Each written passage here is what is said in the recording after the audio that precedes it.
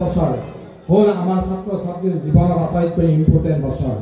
এই চাৰিটা বছৰ হল 9, 10, 11, 12। যদি তোমালোকে 9, 10, 11, 12তে তোমালোকৰ জীৱনৰ লক্ষ্য বা তোমালোকে যি ধৰণে জীৱনটোত আগবঢ়াই নিব খোজা সেই ধৰণে তোমালোকে আগবাঢ়ি যাব লাগিব। যিসকল ছাত্ৰ ছাত্ৰী ভাবিব যে মই ভৱিষ্যতে এজন ভাল চিকিৎসক হ'ম, এজন ভাল ডক্টৰ হ'ম, তেতিয়াহ'লে আমি সৰ্বভাৰতীয় পৰীক্ষা নীটত বহিব লাগিব।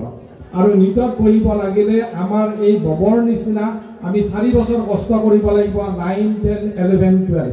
আৰু 9, 10, 11, 12ত যদি তোমালোকে সুন্দৰভাৱে তোমালোকৰ নিজৰ জীৱনটোক আগুৱাই নিব নোৱাৰা, তেতিয়াহ'লে আজিৰ আমাৰ ভাৰতবৰ্ষৰ যি শিক্ষা ব্যৱস্থা, এই শিক্ষা ব্যৱস্থাত যি সৰ্বভাৰতীয় পৰীক্ষাবিলাক আমাৰ অনুষ্ঠিত হয়, সেই সৰ্বভাৰতীয় পৰীক্ষাবিলাকৰ পৰা হয়তো আমি পিছুৱাই আহিব লাগিব।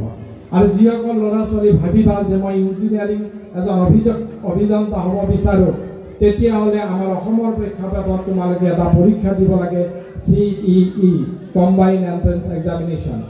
এই পৰীক্ষাটো হয়তো ছায়েন্সৰ ছাত্ৰ ছাত্ৰীসকলে বুজিব।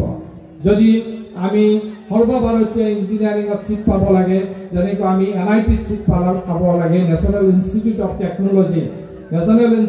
টেকন'লজিত বা আমি IIT ইণ্ডিয়ান ইনষ্টিটিউট অফ টেকন'লজিত যদি আমি ছিট পাব লাগে, তেতিয়াহ'লে সেই ববৰ নিচিনা, মই ববৰ লগত তুলনা কৰি কৈছোঁ, ববে স্বৰ্ণ পদকৰে যেনেকৈ স্বৰ্ণ পদকৰ বাবে যেনেকৈ দৌৰিছিলে, আমিও আমাৰ নিজৰ লক্ষ্যত উপনীত হ'বলৈ হ'লে এই 4 বছৰ 9, 10, 11, 12ত আমি ববৰ নিচিনা দৌৰিব লাগিব।